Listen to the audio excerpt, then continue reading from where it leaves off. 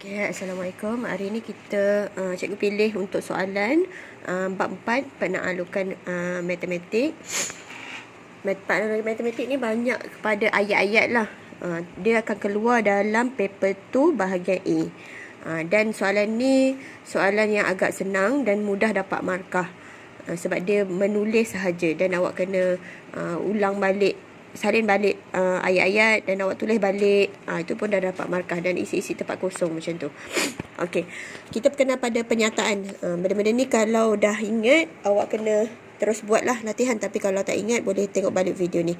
Okey, penyataan adalah sejenis ayat yang membawa maksud yang sama ada dia benar atau palsu.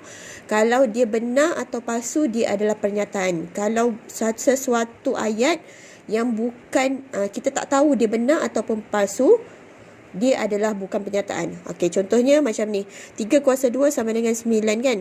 Okey, dia adalah pernyataan kerana kita dah tahu 3 kuasa 2 itu adalah 9. Dia adalah pernyataan benar. Kalau negatif 2 lebih besar daripada kosong, kita panggil dia pernyataan juga kerana dia adalah pernyataan palsu. Bila kita tahu dia benar ke palsu, dia adalah pernyataan. Kalau macam ni, bahagikan 8 dengan 2. Bukan pernyataan sebab apa? Sebab ini adalah ayat soalan, arahan. Sebab kita tak tahulah bahagikan 8 dengan 2, benar ke palsu.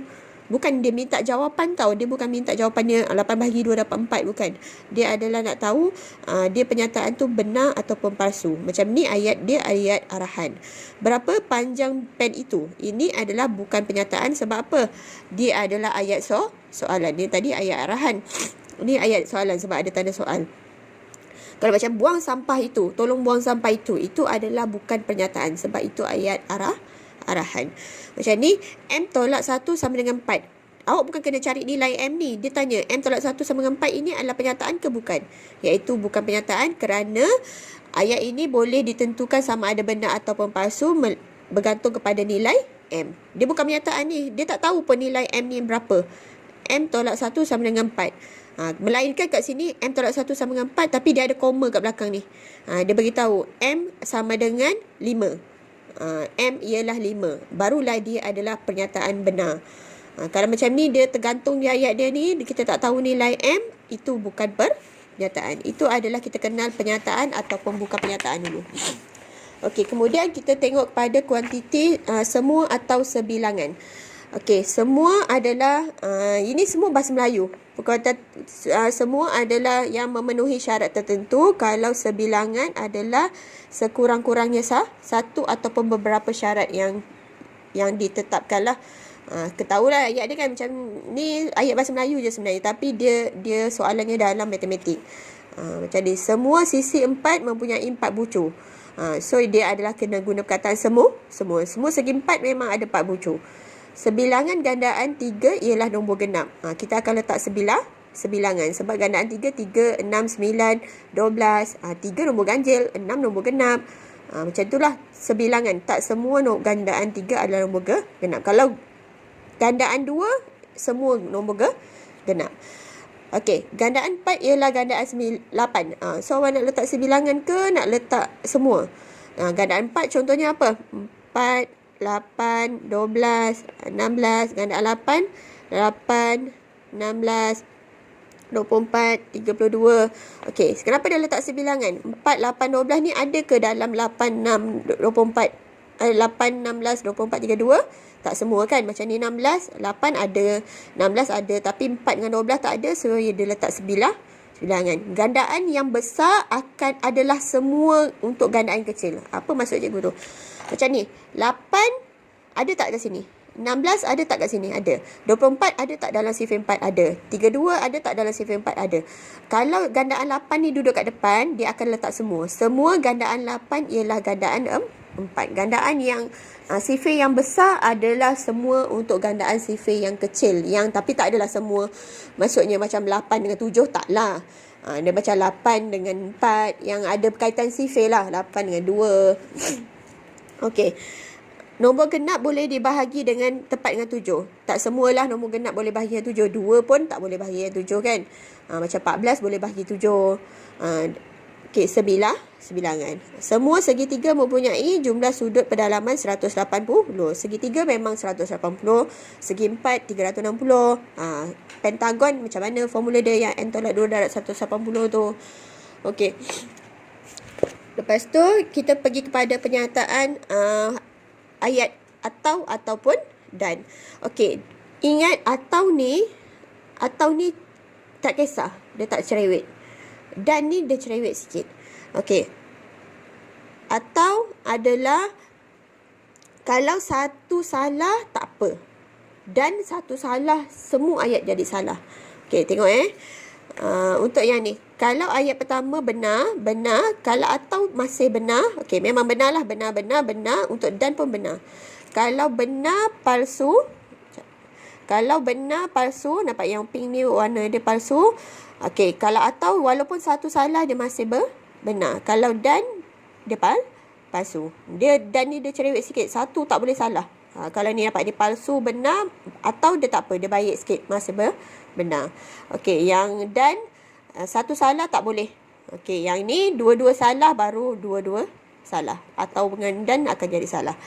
Okey, kat sini kemahiran dia adalah awak kena tengok matematik awak lah, yang ringkas je, yang lebih besar, yang lebih kecil, gandaan, faktor, semua tu. Okey, negatif 11 lebih kecil daripada negatif 12, betul ke tak? Negatif 11 tu menghampiri kosong ya. Kalau menghampiri kosong maksudnya dia adalah lebih besar.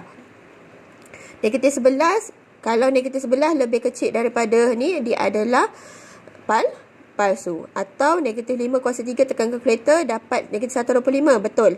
Ni benar, ni palsu, ni benar. Tapi boleh kita cantumkan dia jadi soalan ni nak cari benar ataupun palsu. So sekarang ni dia guna atau kan. Kalau atau salah satu salah masih benar. Kalau yang macam ni 49 kuasa 2 sempurna. Kuasa 2 sempurna tu apa? Kena ingat balik kuasa 2 sempurna tu apa. Kita start kuasa 2 sempurna dengan 1 kuasa 2 2 kuasa 2 4 3 kuasa 2, 9, 4 kuasa 2, 16, 5 kuasa 2, 25 dan seterusnya. Itu nilai-nilai 1, 4, 9, 16, 25, 36 dan seterusnya. Itu adalah kuasa 2 sempurna. Okey. Ni benar. 49 kan. Kalau awak tekan punca kuasa pun boleh. Tekan punca kuasa dapat nombor bulat. Itu adalah kuasa 2 sempurna. Okey, 57 ialah nombor perdana. Dia adalah palsu. Sebab 57 ni boleh dibahagi dengan 3.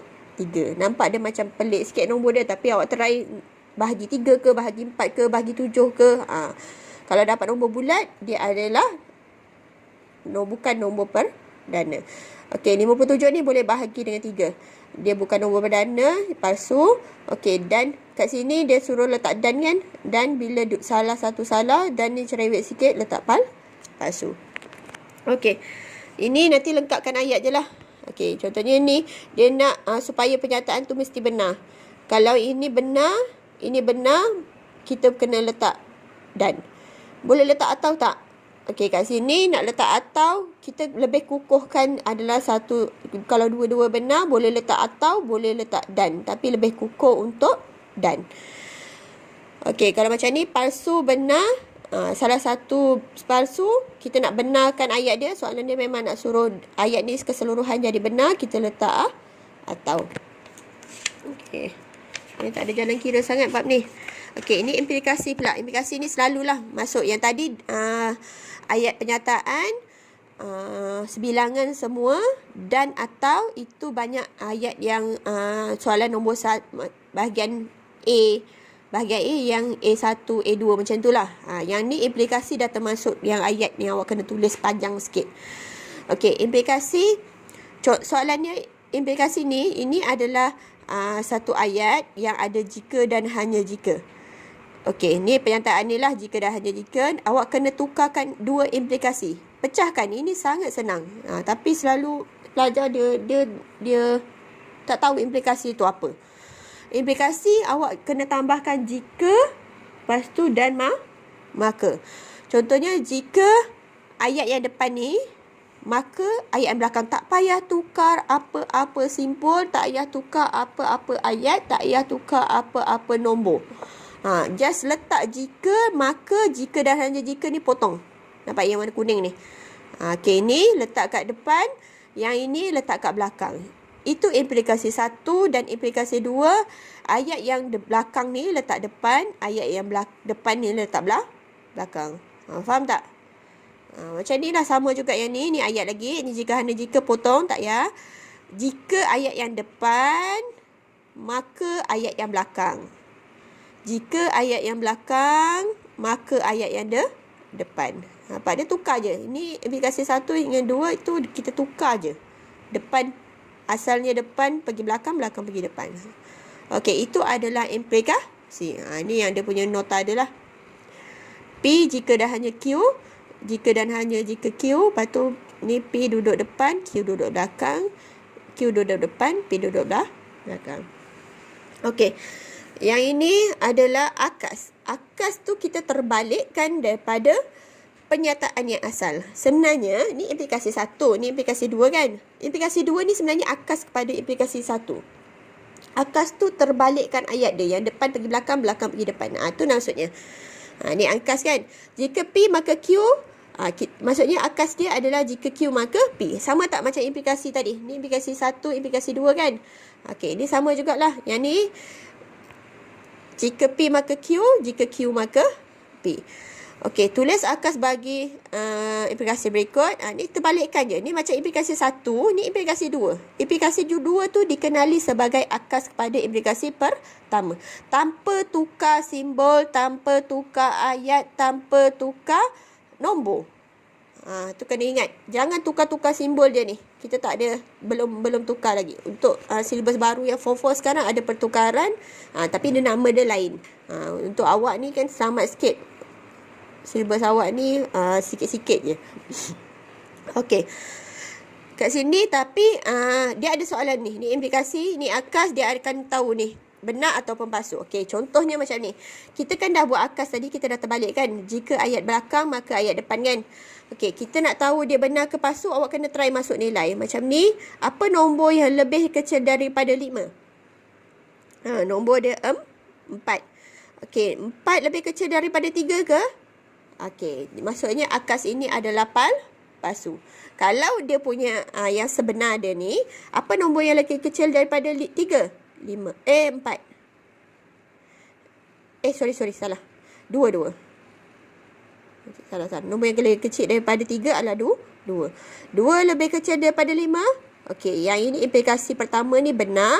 Tapi bila kita dah tukar dia punya ayat dia, kita dah try masukkan nilai. Cuba, memang kena try masuk nilai. Kita bukannya, ini benar, ni palsu, ni palsu, ni benar. Kita tak boleh state macam tu terus. Yang ini, kita kena gantikan nilai. Kita cuba, lepas tu baru dapat jawapan dia palsu. Macam ni. Y boleh dibahagi tepat dengan 5, maka Y ialah gandaan bagi 5.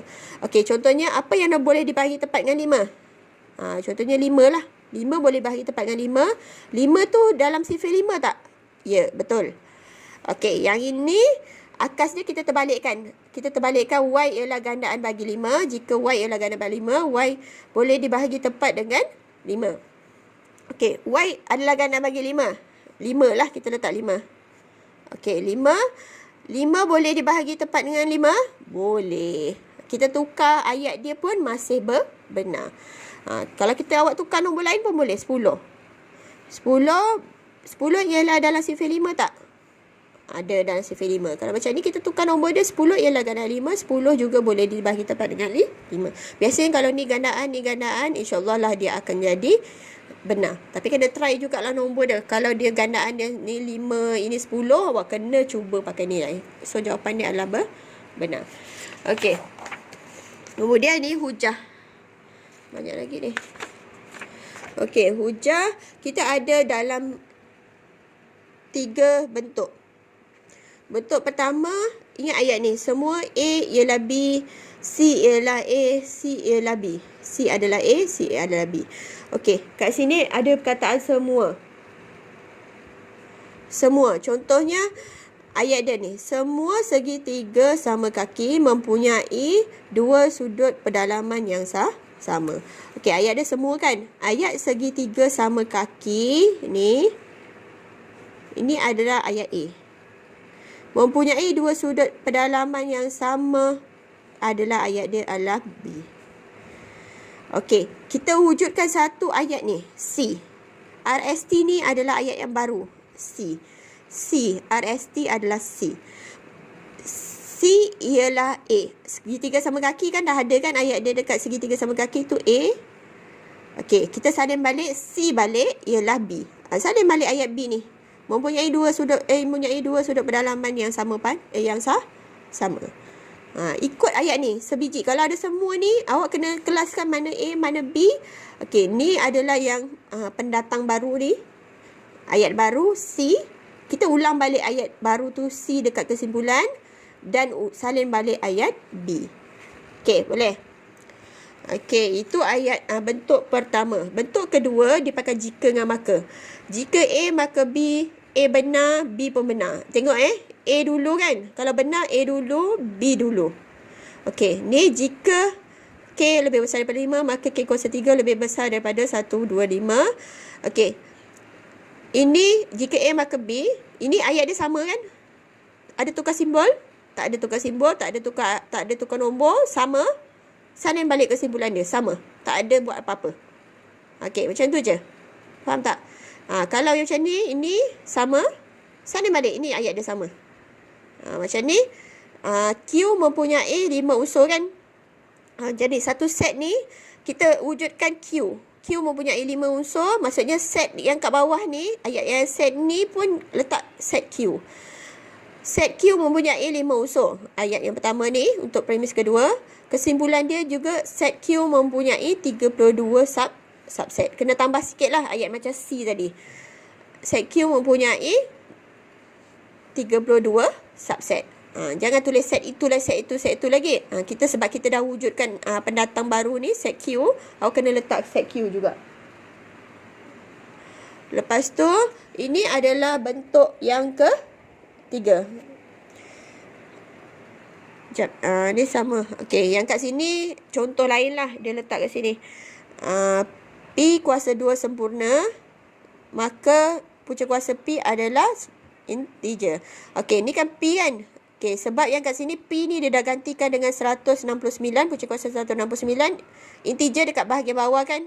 Ini P, ni Q. Ni Q. Lepas tu punca kuasa 169 ialah kuasa 2 sempurna. So, kita ambil ayat ni, kita tukarkan P tu adalah 169.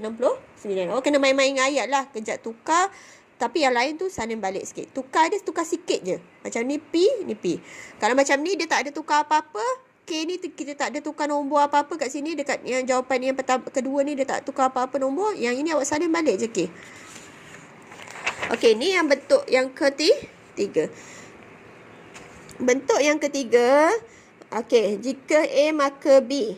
Okey, kat sini dia ada bukan. Maksudnya dia salahkan pernyataan.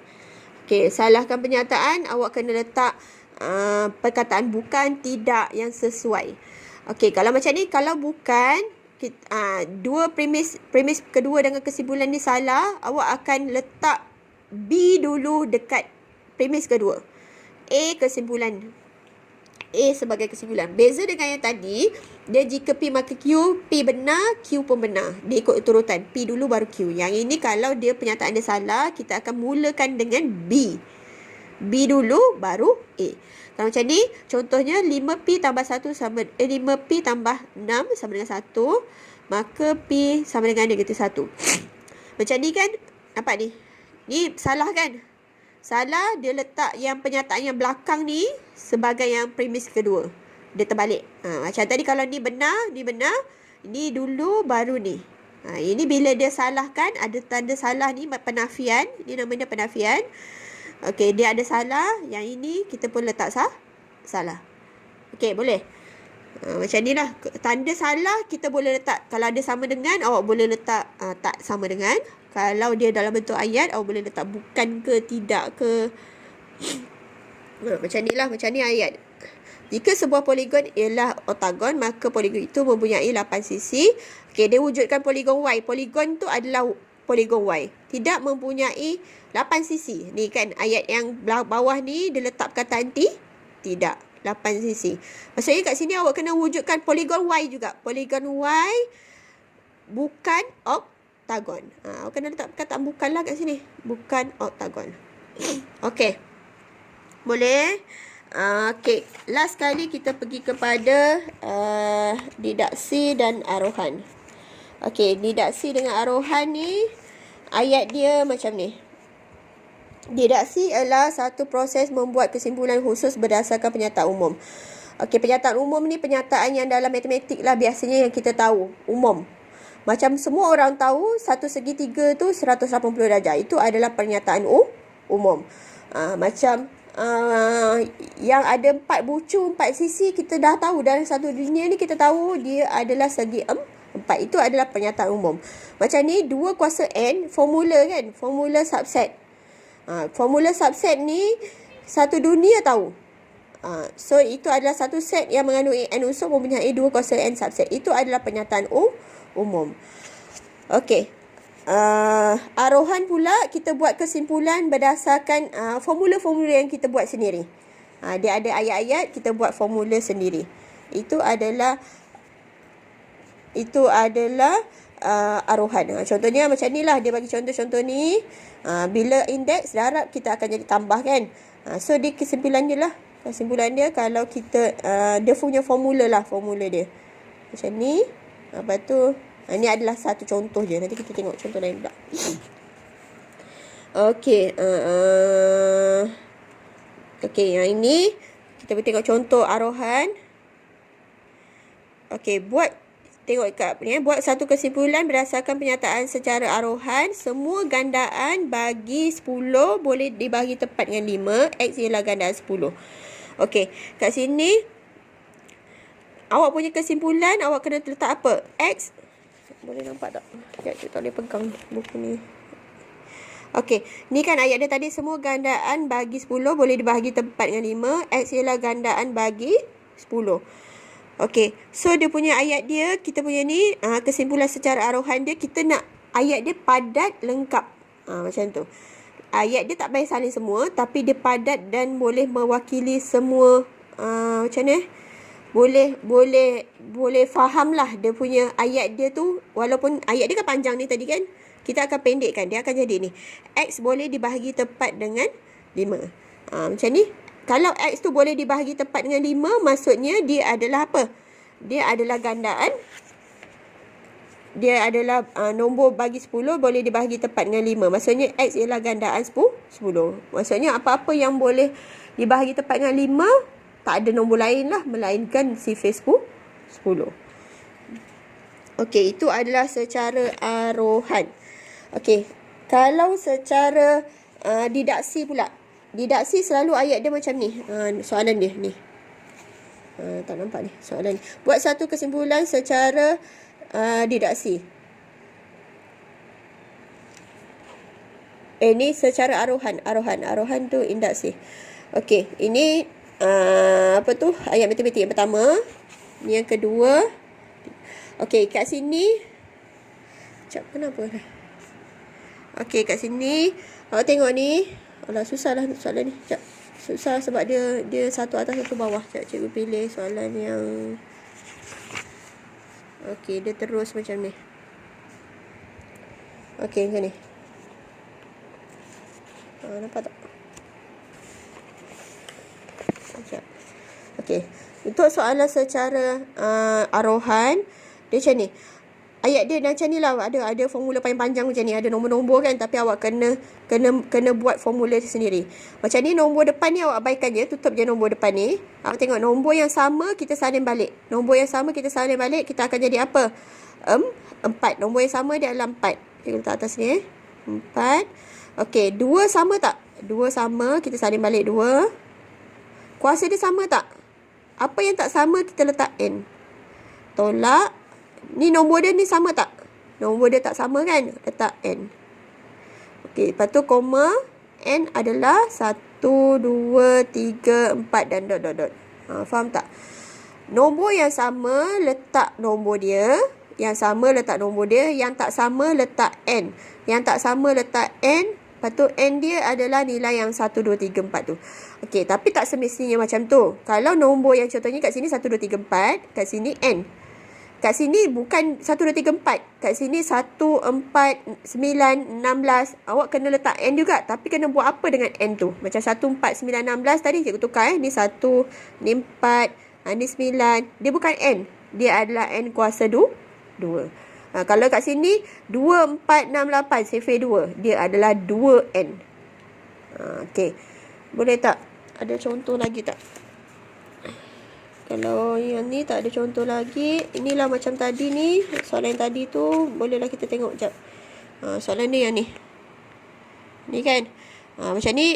2, 11, 26, 47 ni tak payah. Abaikan. Awak tengok nombor 3 ni sama tak? Nombor 3 ni sama. Letak 3.